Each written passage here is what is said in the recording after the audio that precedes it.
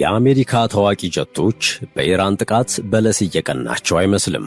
ከፈረንሳዩ ራፋኤል ጀት ከ20 እስከ 100 እጥፍ የበለጡ ከራዳር እይታ ውጭ የሆኑና የረቀቀ ቴክኖሎጂ በመታጠቃቸው ተመተው የማያውቁት አሜሪካ አሉኝ ብላ የምትተማመንባቸው F-35 ተዋጊ ጀቶች ሳይቀር አፈር እየበሉ ነው።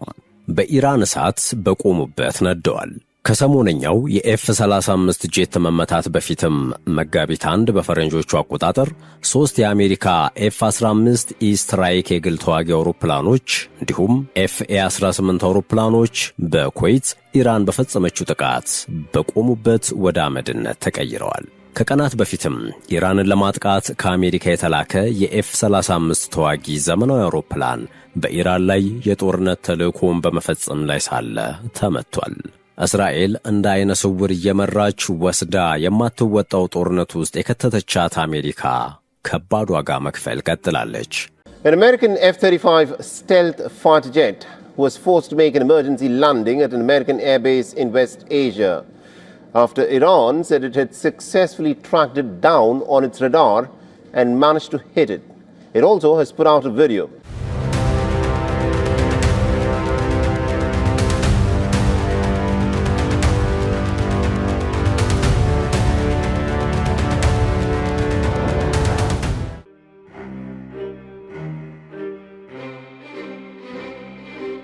ሰላምና ጤና በያላችሁበት የምንመኝላችሁ የመሿለኪያ ቲዩብ ቤተሰቦች ለዛሬ አሜሪካ በእጅጉ እንደምትተማመንበት ስለሚነገርለትና በሰሞነኛው ከኢራን ጋር በሚደረገው ጦርነት ግን ጥያቄ ስለተነሳበት ኤፍ-35 ስለተሰኘው ጀት መረጃ ልናጋራችሁ ወደናል። ለመሆኑ ኤፍ-35 ጀት መተማመኛነቱ አበቃለት ይሆን? ከዚህ ጀርባ ያለውስ የኢራን ብቃት ወይንስ ሩሲያና ቻይና እጃቸውን አስገብተው? ምላሹን በዝግጅታችን በዝርዝር እንነግራችኋለን። እስከ ፍጻሜው አብራችሁን ቆዩ።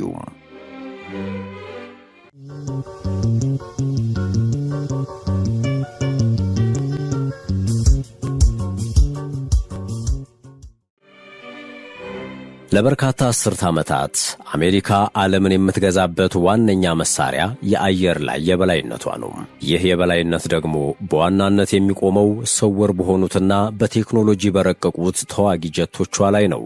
ከነዚህም መካከል የዘመናችን ድንቅ የቴክኖሎጂ ውጤት ተብሎ የሚወሰደው ኤፍ-35 ቀዳሚውን ስፍራ ይይዛል።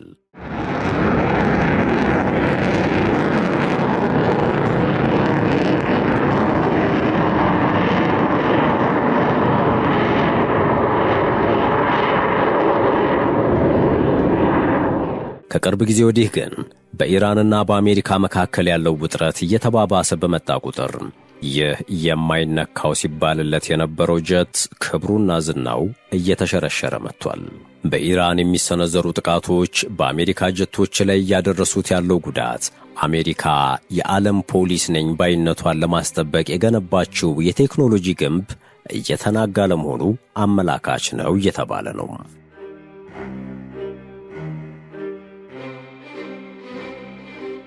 ኤፍ-35 ዝም ብሎ ተዋጊ አውሮፕላን አይደለም፣ ይልቁንም የሚበር ኮምፒውተር ነው ይሉታል። አሜሪካ ይህንን ጀት ስታመርት ለራዳር ፈጽሞ የማይታይ ወይም ኢንቪዚብል እንደሆነና ማናቸውንም የአየር መከላከያ ስርዓቶችን ጥሶ በመግባት ጥቃት መፈጸም እንደሚችል በመተማመን ነበር። ጄቱ ከፈረንሳዩ ራፋኤል ጀት ከ20 እስከ 100 እጥፍ በበለጠ ለራዳር እይታ ስውር ነው።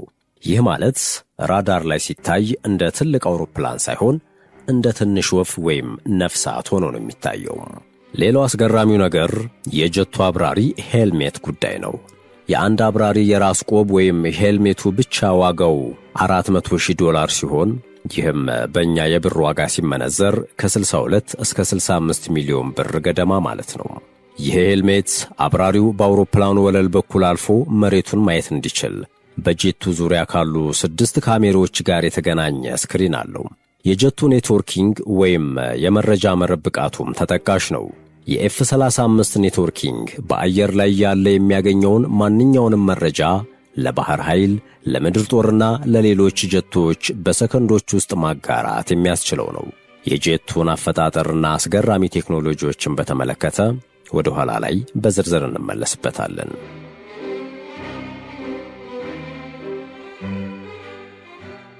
የኤፍ-35 ውድቀት ጀመረ የተባለው መሬት ላይ የሚገኙ የጦር ሰፈሮች በቂ ጥበቃ ስላልተደረገላቸው ነው። ጄቱ አየር ላይ ያለ ለራዳር ስውር ቢሆንም መሬት ላይ ሲያርፍ ግን ለጥቃት ተጋላጭ ነው። ከሰሞነኛው የኤፍ-35 ጄት መመታት በፊትም ባለፈው የካቲት 23 2018 ዓመተ ምህረት በኩዌት በሚገኝ የአሜሪካ ጦር ሰፈር ላይ 3 የአሜሪካ ኤፍ-15 ኢ ስትራይክ የግል ጄቶችና ኤፍ-ኤ-18 አውሮፕላኖች ወደ አመድነት ተቀይረዋል። ጥቃቱ የተፈጸመው በኢራን ወይም በምትደግፋቸው ኃይሎች እንደሆነ ቢታመንም የአሜሪካን የመከላከያ ሥርዓት ድክመት ያጋለጠ ነበር። ከቀናት በፊትም ኢራንን ለማጥቃት ከአሜሪካ የተላከ የኤፍ-35 ተዋጊ ዘመናዊ አውሮፕላን በኢራን ላይ የጦርነት ተልዕኮውን በመፈጸም ላይ ሳለ ተመቷል። ኤፍ-35 ጄት በራዳር እንኳን የማይታይ ቢሆንም ኢራን በአየር ኃይል ጠበብቶቿ በጭላንጭል ውስጥ በኢላማ አስገብታው አደባይተዋለች። እስራኤል እንደ አይነ ስውር እየመራች ወስዳ የማትወጣው ጦርነት ውስጥ ከተተቻት የተባለችው አሜሪካም ከባድ ዋጋን መክፈል ቀጥላለች።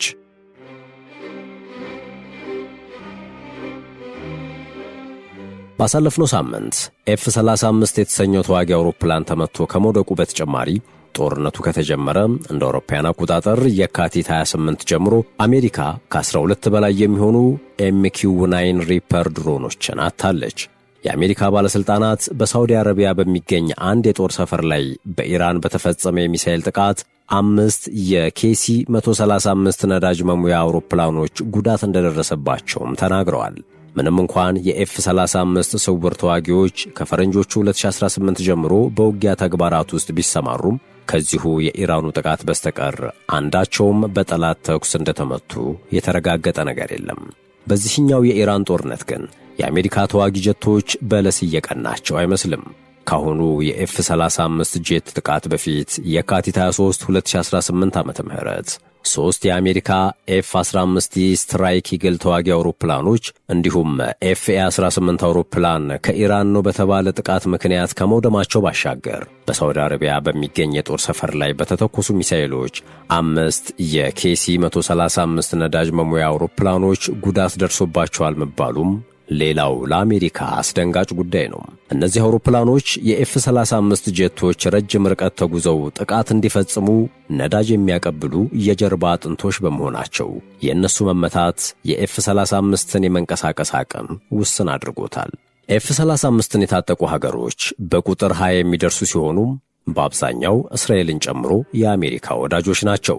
ከአሜሪካ በጦር ጀነራሎቿ ተመርቆ ኢራንን እንዲደበደብ በሰላም ከቤቱ የወጣው ኤፍ-35 የጦር ጄት በእሳት ተያይዞና ጭስ እያንቦለቦለ የመመለስ ዕጣ ፈንታ የገጠመው ይህ የዓለማችን ውዱና ዘመናዊው የአየር ላይ ውጊያን የተራቀቀበት ጄት በወታደራዊ ስምሪት ታሪኩ በሚሳኤል ጥቃት ተመቶ አያውቅም።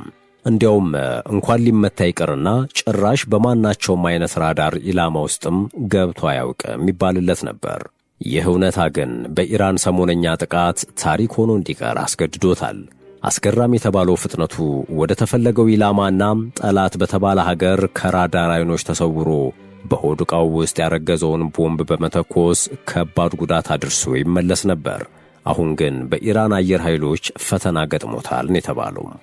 ኤፍ-35 መሬት ላይ ብቻ ሳይሆን አየር ላይም ተመቷል መባሉ ነው በጄቱ ላይ የነበረውን መተማመን እንዲሸረሸር ያደረገው። ለመሆኑ ይህ እንዴት ሊሆን ቻለ? በዚህ ጉዳይ የቻይናና ሩሲያ እጅ ይኖርበት ይሆን? ውድ የመሿለኪያ ቤተሰቦች ይህን ዘገባ እዚህ ድረስ ከተከታተላችሁት ቻናሉ የበለጠ እንዲያድግ አንድ ጊዜ ሰብስክራይብ እንድታደርጉ አስታውሰን ተረካችንን እንቀጥል። ቻይናና ሩሲያ የአሜሪካንን የኤፍ-35 የመሰወር ብቃትን ለመስበር ለዓመታት ሲሰሩ ቆይተዋል። ቻይና ያመረተቻቸው ኤች-9 እና ኤች-19 የተሰኙ የራዳር ሥርዓቶች ኤፍ-35ን በሩቅ መለየት እንደሚችሉ ይነገራል። ኢራን እነዚህ የራዳር ቴክኖሎጂዎችን ከቻይና ወይንም ከሩሲያ አግኝታ ሊሆን እንደሚችል ይጠረጠራል። ዩዊጋንግ የተባሉ የቻይና ሕዝባዊ ጦር የቀድሞ ኮሎኔልና ቅቡልነት ያላቸው የጦር ተንታኝ ከኢራን የተለቀቀውን የጥቃቱን ቪዲዮ ተመርኩዘው በሰጡት አስተያየት እንዲህ ይላሉ።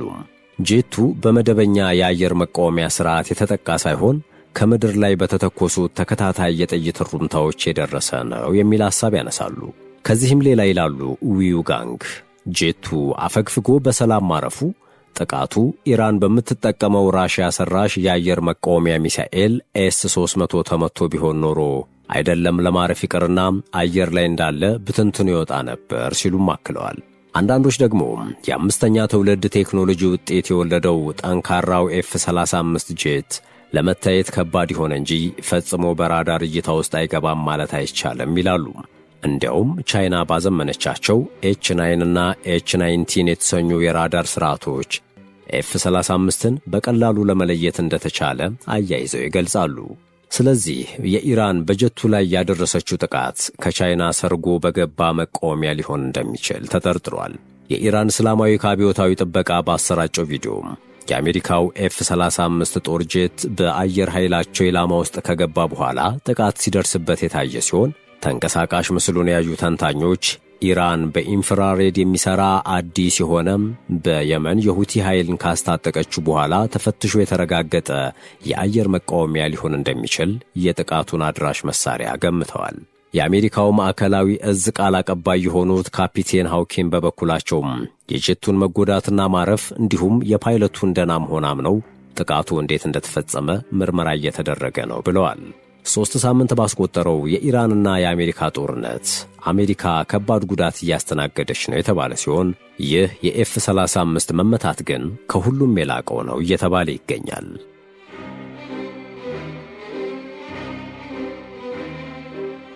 ጉዳቱ ለአሜሪካ የእግር እሳት ሳይሆንባት የቀረ አይመስልም። የአሜሪካው የመከላከያ ሚኒስትር ፔት ሄግሴት ከጉዳቱ በኋላ ጦርነቱ ላይ ከያዝነው ዓላማችን ምንም የምንለውጠው ነገር የለም፣ ይህም የፕሬዝዳንታችን አቋምም ጭምር ነው ብለዋል። የኢራን አብዮታዊ ዘብ ደግሞ ገና ምኑን ይዛችሁ በሚል በምስል አስደግፈው እየተናገሩ ይገኛሉ። በአብዮታዊ ዘቡ የተለቀቀው ተንቀሳቃሽ ምስል ላይም ሰፊ ምርመራ በተለያዩ ተቋማትና ግለሰብ ተንታኞች እየተሰጡ ቀጥለዋል።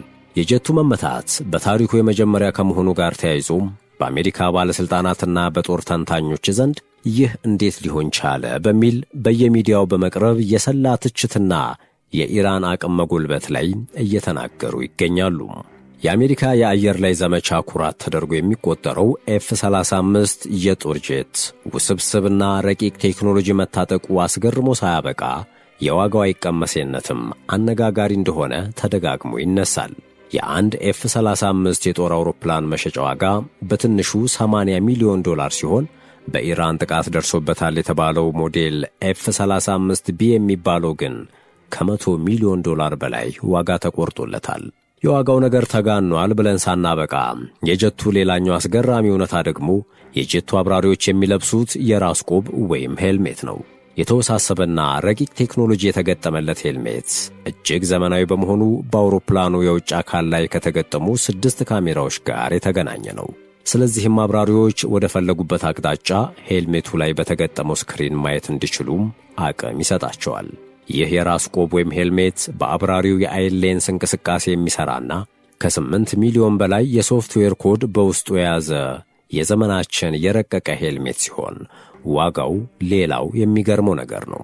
አሜሪካ የዚህን የኤፍ-35 ኤ አብራሪዎች ሄልሜትን ለመስራት ለአንዱ ብቻ $400,000 ወይም ከ62 ሚሊዮን ብር በላይ ታወጣለች።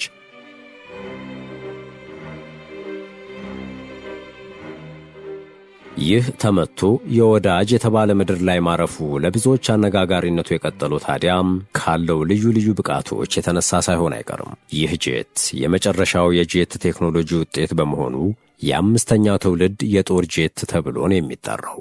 በጣም አደገኛ በሆኑ የአየር ሁኔታዎችና ጠንካራ የአየር ኃይል መከላከያ ሥርዓትን በዘረጉ አገራት የአየር ግዛቶች ውስጥ በመብረር በብቃት ውጤት የማምጣት ችሎታ ያለው ይህ ጄት ያገኛቸውን መረጃዎች ለምድር ጦር፣ ለባህር ኃይልና ለአየር ኃይል እንዲሁም አብሮት ከሚበሩ ጄቶች ጋር የመጋራት ችሎታ አለው። ከምድር ሲነሳም ቢሆን በጣም በፍጥነት የመነሳት ችሎታ ተፈጥሮለታል።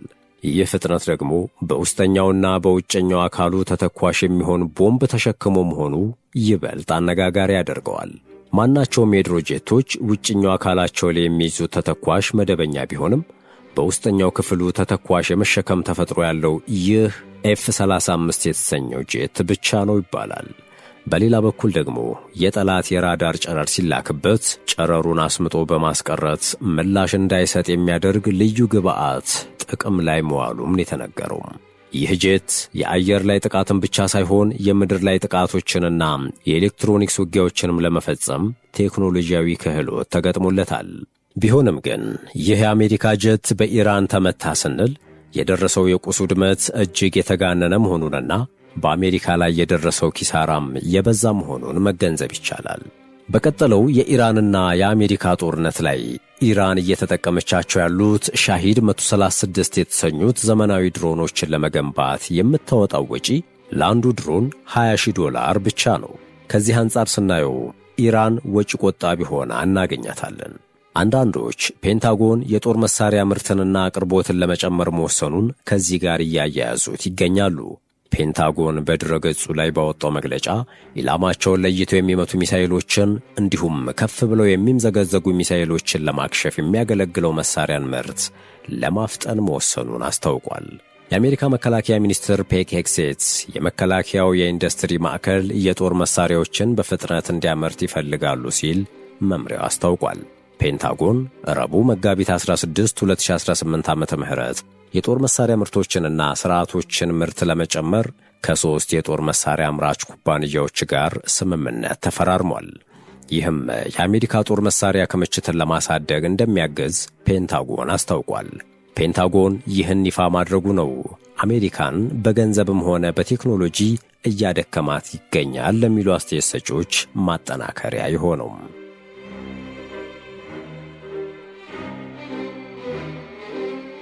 አሜሪካና እስራኤል የቻሉትን ያህል ኢራንን ለማንበርከክ እየጣሩ መሆናቸውን የሚያረጋግጠው ይህ አደገኛ የተባለ ጄት ማሰማራታቸው ሲሆን ይህም ሆኖ ግን ስኬት ሊቀርባቸው አልቻለም። ከኢራን የገጠማቸው የማጥቃትም ሆነ የመከላከል አቅም በተጨማሪ ዕድልም ከእነርሱ ጋር የሆነች አትመስልም። ለዚህም ማስረጃ የሚሆኑት አጋጣሚዎች ባለፉት ሳምንታት ውስጥ በኩዌትና በምዕራባዊ ኢራቅ ኤፍ-35 እና KC-35 የተባሉ ነዳጅ ቀጂና ተዋጊ ጀቶቻቸው ምክንያቱ ባልታወቀ ምክንያት እርስ በርሳቸው እየተጋጩ አየር ላይ የጋዩበትና 6 አብራሪዎች የሞቱበት አጋጣሚ ተጠቃሽ ነው።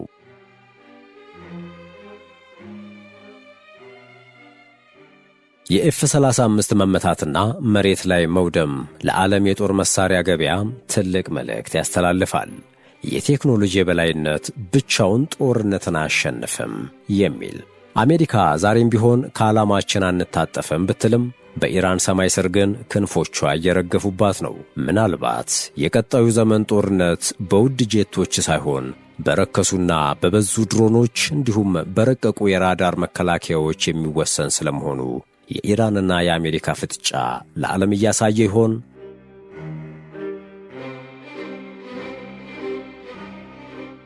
ውድ የቻናላችን ቤተሰቦች ለዛሬ ስለ ኤፍ-35 ያሰናዳነው የተከታተላችሁትን ይመስል ነበር። በቻናሉ ቢሰራ ወይም ቢስተናገድ የምትሉት ጥቆማ ካለ በኮመንት መስጫው አጋሩን። በመጨረሻም አብራችሁን ስለቆያችሁ እያመሰገንን ለቻናሉ አዲስ የሆናችሁ ሰብስክራይብ በማድረግና የደወል ምልክቱን በማብራት አዳዲስ ተረኮችን ስንለቅ በቅድሚያ እንዲደርሷችሁ ማድረግ እንደምትችሉ በማስታወስ ተሰናበትን። ሰናይ ጊዜ በያላችሁበት።